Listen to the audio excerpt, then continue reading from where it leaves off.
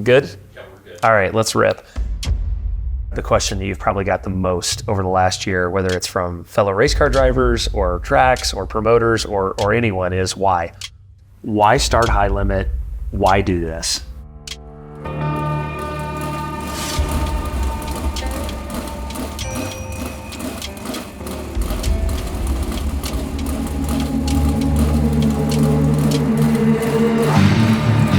The Highland Sprint Car Series live from the Houston Speedway. Trying to fend off Chase Randall. Oil trouble, big flip. Larson goes to victory lane. I love sprint car racing. I love dirt track racing. I mean, bigger is more professional. Bigger is racing for more money, more atmosphere. Did Kyle Larson get him off of turn number 4? Rico Abreu gets the win. Our sport has a few big events. I would like to get it to the point where almost every time you're going to the track, it has that feel of a big event. I feel like there's just so much potential in this sport to get to a higher level and do it quickly, I think, as well.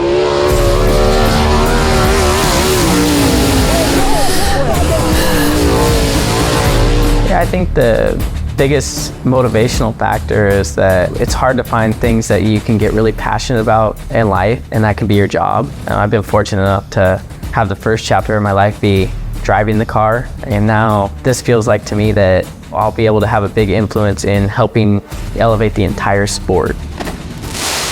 My definition of elevating sprint car racing or even dirt track racing has many meanings. I mean, it's more professional, it's safer, it's more quality product, it's more sustainable business model. My passion for dirt track racing and just wanting these teams and drivers to make a even more comfortable living than what they can right now. And I want to grow it, really. My eyes got kind of open to trying to grow our sport once I got into the late models and seeing, kind of how much money they race for. It's like, why can't we try and do something similar with a midweek series to give these teams and drivers and fans more opportunity to go to a racetrack, and then obviously it's grown from there to a national series. Everything that we can possibly do to drive this sport higher in every aspect.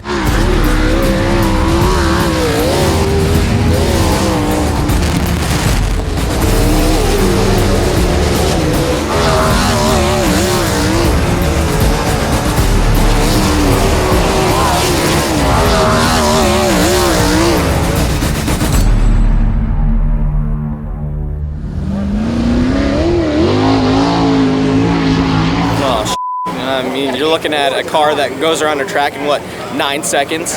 You're going 160, 170 miles an hour just trying to keep it on the track. That is amazing. I can help you, ma'am. How many do you have? I can help anyone that's ready. Phenomenal racing experience that this place puts on.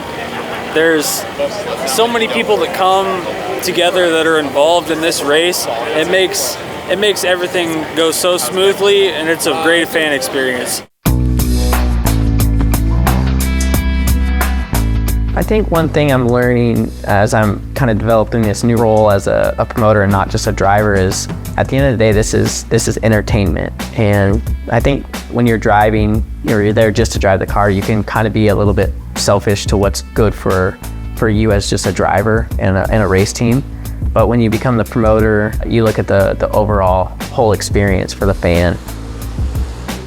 This is entertainment value, and it's outdoor entertainment. You're competing against a lot of other, different styles of outdoor entertainment. So we have to really have that fan engagement. We have to run an efficient show. I think there's a lot of potential on the event side of things and the atmosphere and keeping the night flowing during small breaks, always something going on. That's an area, at least for the efficiency side, we did a really good job this year in getting our nights done in a timely manner. I really recognize that too from the Flow Night in America, Late Model Night in America races. I loved running them because they would finish so fast. Like the sun would still be out while we were rolling out for the main, and I'm like, surely we can get close to this in sprint cars, even though we don't have starters. There's just a lot of potential, I think, on the fan engagement, pre-event stuff. I think you can kind of restructure your night and lay it out differently and make it more fun for the fans. One of the most important things of the entire night is the fans' experience as they come to your facility. You want them to be greeted with a positive face and then also a positive experience, because we all know, we've all had it happen to us, as soon as the lines are too long or it turns into a negative experience, you're second guessing if you want to go back. It needs to be positive from, the moment they get there is probably the most important thing, and then obviously a positive experience throughout the night. And that even expands into the after the race is over, the timing and the engagement of the kids and the adults that get to meet their hero drivers. From point A to point B, obviously not every race is going to live up to the highest expectations. So building more high quality events is super important. The big news of the day, High Limit Racing has purchased the All-Star Circuit of Champions from Tony Stewart. I grew up hearing about the All-Stars. It was more of a regional Ohio series, and I was from California, so hearing the names of the champions and the Blaneys and the Jacobs and the Saldanas, the people that made the All-Stars famous. You can always lean into that foundation of what the All-Stars built, and they built an amazing brand, and we look forward to taking it and making it our own and evolving and innovating and making it better. It's an honor that they trusted us to take it over. I think Tony's absolute jewel for sprint car racing, for dirt track racing, for all of motorsports. He's someone that I've studied and watched, and obviously really proud that we've been able to work with him, and hopefully we can carry on some of his desires and passions and run with it. They did a great job with that series, the longest running touring series, and just a lot of history behind it. Ohio Speed Week, I think I'm second on the wins list, way behind Dale Blaney. That says a lot about it, and makes me proud to be a part of it and the next chapter of it.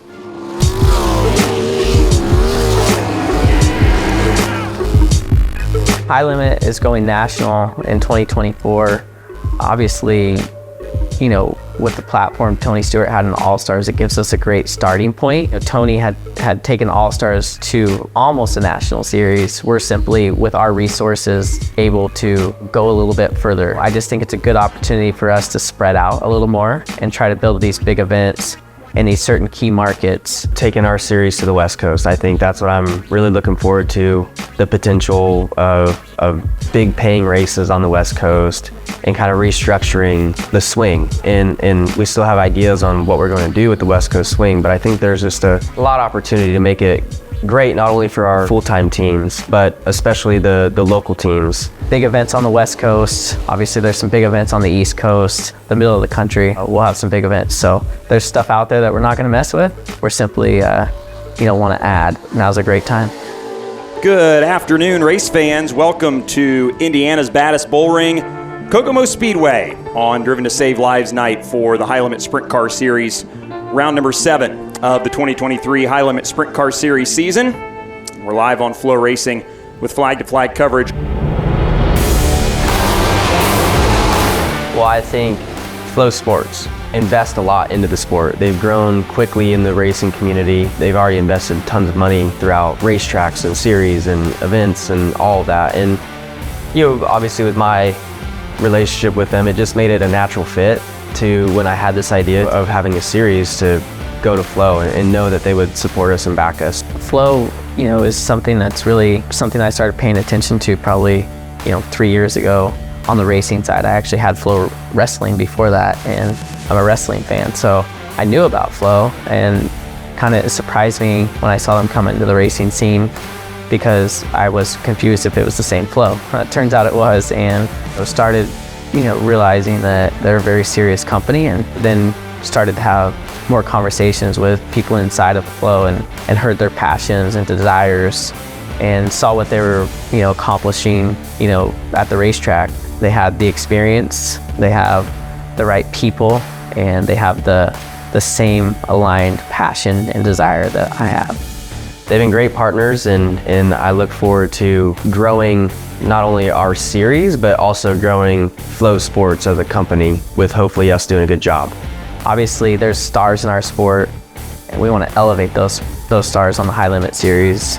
So we want to use the Flow platform for that. We want to be a good partner to Flow, and drive more and more viewership with our higher quality, more professional shows. We want people to understand what they're going to see on a more consistent basis with High Limit. So obviously, if we're accomplishing all that, I think then on the Flow side they'll be happy. 27 Warriors of Speed going all in for the fastest jackpot in racing.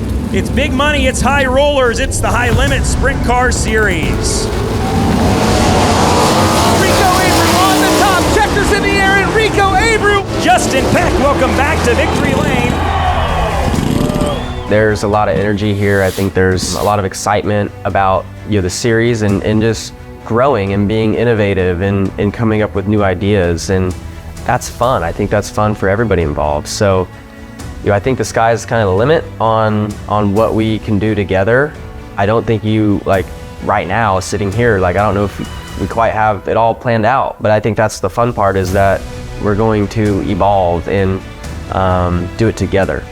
As long as we stay true to what we're setting off to do here and what our goals and aspirations are, which is to really use resources that we're getting in a positive manner. We want to make the sport safer, so really investing in a safety team and safety aspects at racetracks, and working with racetracks to find actual realistic solutions that they can afford. That's big. Trying to help make the sport more professional with how we showcase the product, hopefully driving the fan base higher, making the business model more sustainable for owners. These are all aspirations that we have, and obviously we hope we accomplish it, and we hope that everybody looks back in the next few years and we're proud of what we were able to do to help the sport. I just want to do as good of a job as we can, and I think over time the fans and teams and competitors and racetracks are going to realize that what we're doing is going to be a great thing for the sport. Big money, big names, even better racetracks.